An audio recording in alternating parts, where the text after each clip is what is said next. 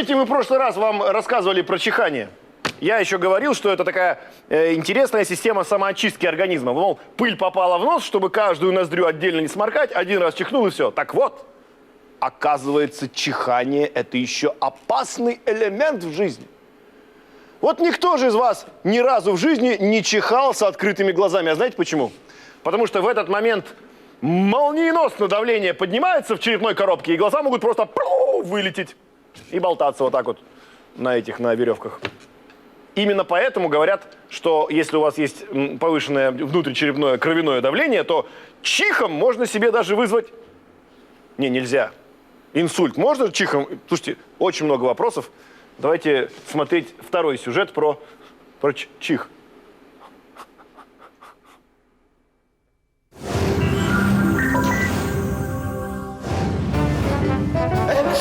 Программа «Галилео» продолжает чихать. В прошлой серии мы выяснили, люди чихают не только для того, чтобы прочистить носовую полость от загрязнений, но еще и для того, чтобы восстановить кровообращение носа на морозе или защитить слизистую оболочку от раздражающих запахов.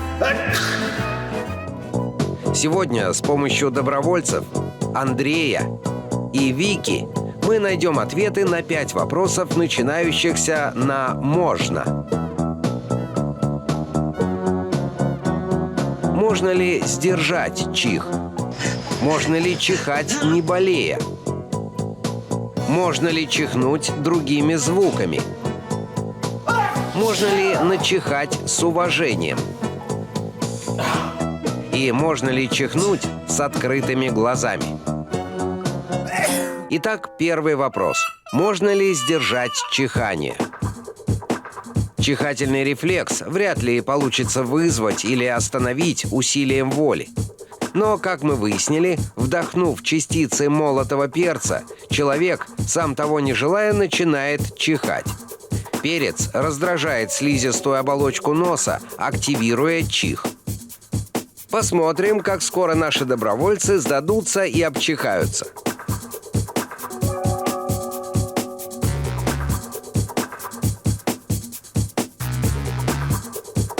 Вика после дегустации специй чихнула через 11 секунд.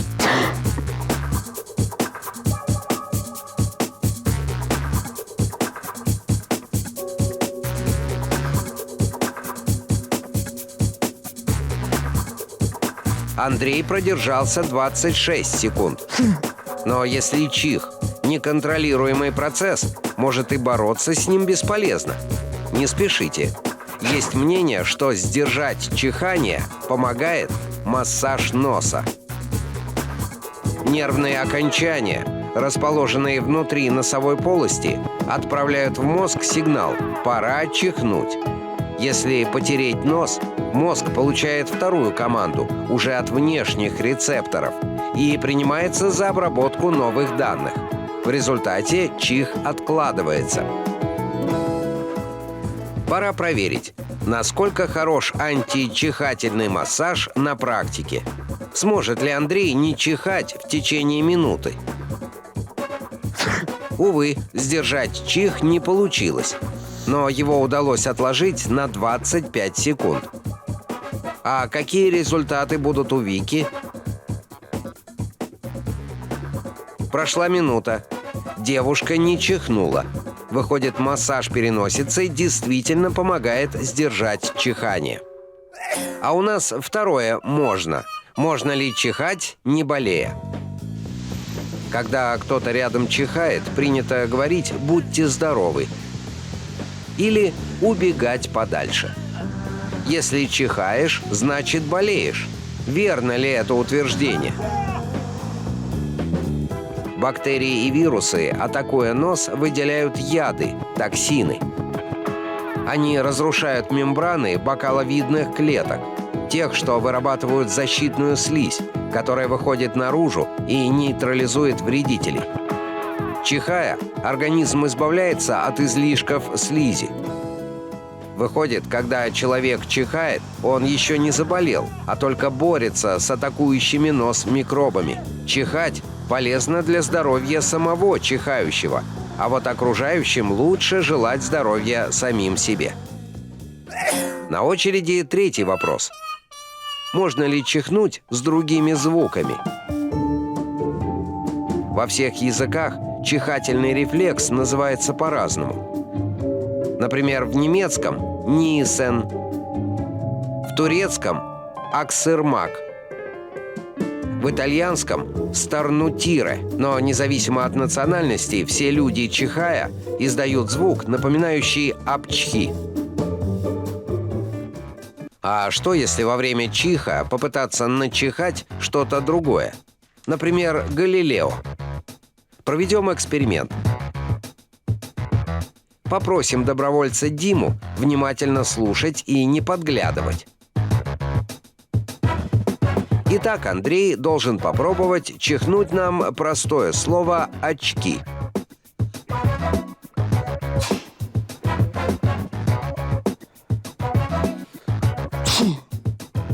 А Вика попробует во время чиха произнести сложное «Галилео».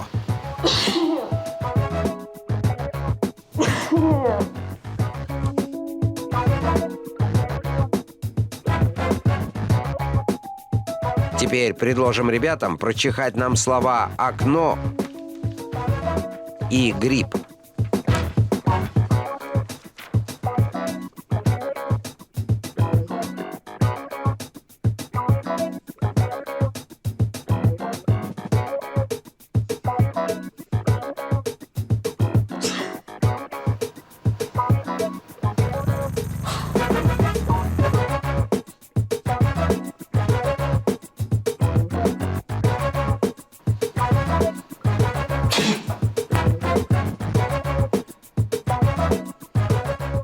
Интересно, разобрал ли Дима, что именно произносили наши герои? Сквозь чихи я мало что разобрал, но слышал что-то похожее на очки и Лео. Но почему, чихая, мы выдаем что-то созвучное с «апчхи»? При чихе человек делает резкий вдох. Воздух проходит через голосовые связки. На вдохе получаются только гласные. Затем воздушный поток устремляется в нос, и человек может издать глухие согласные звуки. На выдохе воздух вновь проходит через голосовые связки, и мы вновь слышим гласные. Четвертый вопрос. Можно ли начихать с уважением?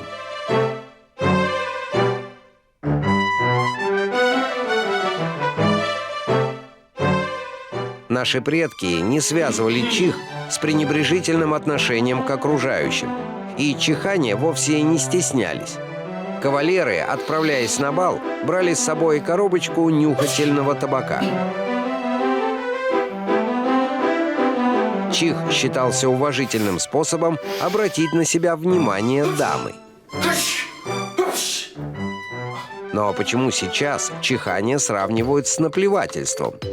Современные люди чихают не от табака, а по естественным причинам, и вовсе не с такой элегантностью, как это делали 1,5 века назад. При чихе бактерии и слизь из носа разлетаются на расстоянии до 3 метров. Если, чихая, человек не прикрывает нос и рот, то кроме как невоспитанностью и неуважением к окружающим, это объяснить нельзя. Наконец, 5. Можно. Можно ли чихнуть с открытыми глазами?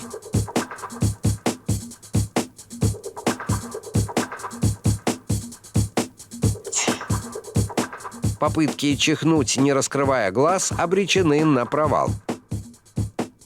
А что, если, чихая, придерживать веки руками? У Вики не получилось. Может быть, Андрей лучше справится с задачей?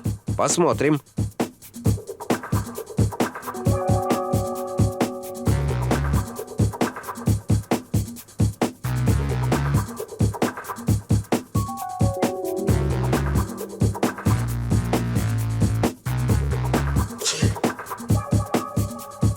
Увы, и на сей раз желаемого результата мы не увидели. Как бы ни старались наши герои, чихнуть, не моргнув глазом, у них не вышло. Но почему так происходит? Рот, нос и веки пронизаны окончаниями одного и того же тройничного нерва, который передает сигнал о раздражении глаз и носа в продолговатый мозг. Центры чихания и моргания находятся очень близко, поэтому при возбуждении одной ветви нерва непроизвольно активизируется соседняя. Кстати, этим объясняется и тот факт, что люди чихают от яркого солнечного света или от раздражения нервных окончаний в области век, например, выщипывая брови. Итак, программа «Галилео» ответила на вопросы, связанные с чиханием. Будьте здоровы!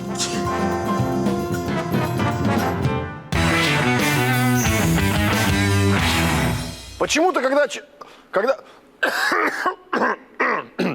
человек кашляет, ему никто не говорит «будьте здоровы».